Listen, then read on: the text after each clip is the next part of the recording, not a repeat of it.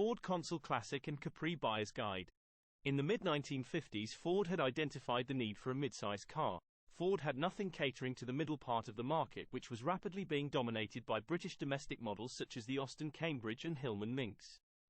A development project to create a midsize Ford started in 1956. This was given added impetus when Vauxhall introduced its Victor midsize model to the British market in 1957. Ford's plan was to repurpose the Consul name, established as the name for the four-cylinder version of its big models, for its new midsize cars, leaving the Zephyr, Zodiac as its big flagship. Development was shared with the 105e Anglia. The new Consul would use the same Kent Model OHV engine, and its platform and running gear would very much be an expansion of the Anglia theme. Styling also came from a similar source, with glitzy cues taken from popular American Fords, especially the Thunderbird and the Galaxy. This included a low-set nose, quad headlamps under eyebrow, front wings, a creased waistline and out-turned tail fins. The new Consul range would consist of two models. There was the Consul Classic Saloon with 2 or 4 doors and an Anglia-style reverse rake rear window. And there was the Consul Capri with a sleek pillarless coupe roofline and panoramic windows. Unfortunately, the Anglia's runaway success when it was launched in the autumn of 1959 meant that resources and production capacity intended for the new Consuls was directed elsewhere, and the Consul Classic's launch was postponed until the spring of 1961, with British sales of the Consul Capri not starting until January 1962. By that stage, the gap in the market had been filled by rivals. Fashions had changed as well. By the time the Consul Classic and Capri were on sale in Britain, the Thunderbird and Galaxy models their styling aped were no longer in production, and the contemporary version sported a very different look. The 1.3-litre Consuls were not only down in terms of engine size compared to rivals, but struggled under the weight of all that styled steel, chrome and glass. Performance was mediocre, although the car's ride quality was praised. A 4-speed gearbox with floor-mounted lever and front disc brakes were standard, and the Kent engine was smooth, free-revving and economical. The Consul Classic was one of the first British cars to feature multi-speed windscreen wipers, a cigar lighter and a headlamp flasher function. Ford gave the models more acceptable performance by the end of 1962 with the fitting of a 1.5-litre Kent engine. But the numbers already showed that the Classic and Capri had missed their mark. The instant and formidable commercial success of the sleeker, simpler, smaller Consul Cortina proved that there was no future in the unfortunate Classic and Capri twins. The executive-targeted Consul Corsair replaced the Classic in October 1963, and the Consul Capri was dropped in the summer of 1964, by which time a more powerful model with an engine tuned by Cosworth had been launched. But it wasn't enough to save the prospects of these two cars that managed to be simultaneously outdated and forward-looking. Of course, the Capri name would return later in the 1960s on another coupe, based on Cortina building blocks, this time with phenomenal success. Bodywork. Both versions of the Ford Consul Classic and Capri have a reputation for rust troubles. It's actually no worse than any other mass-produced late 1950s, early 1960s saloons, and these cars were in great demand as second-hand buys because they had relatively thick panels and floor pans.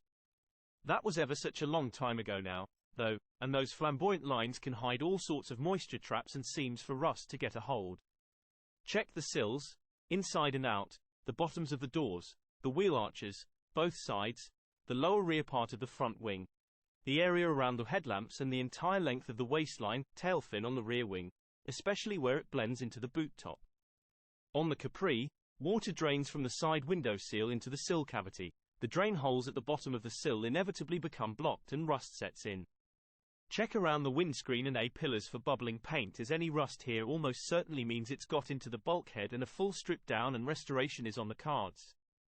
See if the doors sag on the hinges or scrape the sills. If they do, it may well mean the bulkhead has gone soft. Inspect the floors and footwells and the boot floor for rust. Under the bonnet, check the suspension strut mounts, inner wings and areas around the engine mountings. The big problem is that all the panels are unique to the Classic and Capri, and they were not made for very long or in big numbers, so repairs either require sourcing hard-to-find original panels or fabricating ones from scratch, and either course is expensive. The Ford Classic and Capri Owners Club, membership of which really is a must if you own, or are thinking about owning, one of these, can provide repair panels for the major trouble spots and holds a stock of full panels, but these go for £1,000 to £2,000 each, and you'll almost certainly need multiple panels to repair a rusty console.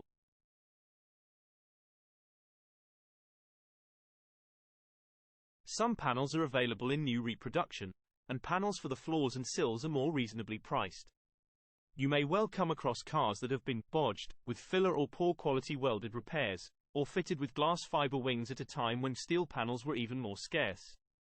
Putting right such a car will probably not be cost effective. There is a lot of chrome on these cars, and restoration costs can quickly add up. Badges and bits of brightwork are being remanufactured now, but it all comes at a price.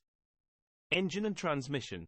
If the bodywork is in decent condition, you're pretty much home and dry, since mechanically the Classic and Capri generally use readily available Ford parts, and it's all durable and long-lived. The underpowered and fragile early 1.3-litre Kent engine is an exception. Most were swiftly replaced by the 1.5-litre or at least a later 1.3-litre 5-bearing engine from a Cortina. Other than that, just check for signs of old age on the Kent engine. Blue smoke, especially under load, showing worn bores, heavy breathing from the oil filler cap at idle, rumbles from worn bottom-end bearing, and a rattling timing chain or clattery valve gear. Elderly Kents do also suffer from rusted-out core plugs, leading to coolant leaks. If the temperature gauge rises when worked hard or idling for a long period, the radiator or cooling passages are probably clogged up. There's no oil pressure gauge, but be sure that the warning light doesn't flicker at idle when the engine's warm. If a gauge has been fitted, you want to see at least 40 psi when on the move, and ideally 10 psi with a hot engine at idle.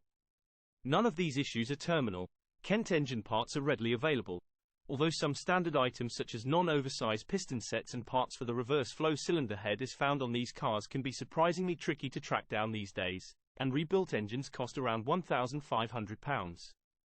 The 1.3-litre models have what is essentially a 105E Anglia gearbox, while the 1.5-litre ones introduced the 3-rail, all-synchro, bullet unit later used widely in the Cortina, Corsair and Performance Escorts. Both boxes can be rebuilt with little trouble or cost, £500 or so, if they're worn. Check that the synchromesh, where used, works smoothly, that the box doesn't jump out of engagement if the throttle is suddenly closed, and that there are no rumbles or screams from worn bearings. Watch for knocking sounds from chipped teeth on first gear in the early cars. Suspension, steering and brakes. The basic mechanical layout.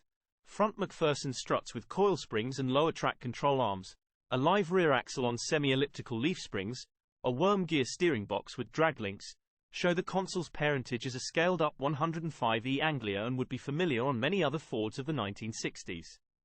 It is simple, straightforward and robust so long as structural corrosion hasn't affected the mounting points. But while it may look familiar, a lot of the specific parts are model-specific. If the struts themselves are worn, then you'll have to find a new old stock or good second-hand replacement, which is difficult and costly. Individual bushes and bearings are available new, so if the strut is good enough for an overhaul, then that's not the end of the world. Listen and feel for knocking from the top bush and wandering, baggy handling on the road. Rear leaf springs are available new for about £550 per pair, so if the originals are rusted solid or have lost their shape, that's an easy fix. The steering box itself is long-lived, and woolly steering or a car that drifts along its course is likely to be caused by a worn idler joint on the draglink. New joints, bushes and coupling for the steering system are still available, but steering boxes are not. Existing ones can be rebuilt, and a conversion kit does exist to convert consoles to a steering rack using later Escort parts. The steering box itself is long-lived, and woolly steering or a car that drifts along its course is likely to be caused by a worn idler joint on the draglink. New joints, bushes and coupling for the steering system are still available, but steering boxes are not. Existing ones can be rebuilt, and a conversion kit does exist to convert consoles to a steering rack using later Escort parts. Front disc brakes as standard was one of the Consul twins' selling points. Ironically, the front discs themselves are no longer available, mostly because the existing stock was long ago snapped up to upgrade Anglias. New calipers can be bought if there are leaks or wear, and all the parts for the rear drums and the rest of the hydraulic system are still available. Be sure that the discs are not corroded, pitted, warped or worn, and that the rest of the system is continent. Interior, trim and electrics. The soft furnishings of the Ford Consul Classic and Capri are largely unique to each model. So if the interior is tatty, then retrimming by an upholsterer is the way forward. Expensive, but worth it and a good way to obtain a car at a reasonable price if the structure is good but the interior isn't. Two-tone vinyl seats were standard, with cloth and leather being very rare optional extras. The Consul Capri GT came with an all-black interior, a leather cloth dashtop and extra instruments. All these features need to be present and correct on a decent example today. The horn rings are fragile in old age, break easily and replacements are scarce, so you want to see one in good condition on any prospective purchase. Most of the dials and switches also appeared on the Anglia and Mk3 Zephyr, so are not too difficult to put right. The electrics are simple and consists entirely of industry-standard Lucas, AC Delco and Butler parts that are easy to find either in original or reproduced form. Just be sure that the car's wiring loom hasn't become brittle with age. A full rewiring will be expensive since ready-made looms don't exist, and that the connectors and earth points are in good condition. There's not much electrical gear on these cars, but what is there should work properly. Ford Consul Classic and Capri, my verdict. Classic by name, and classic by nature.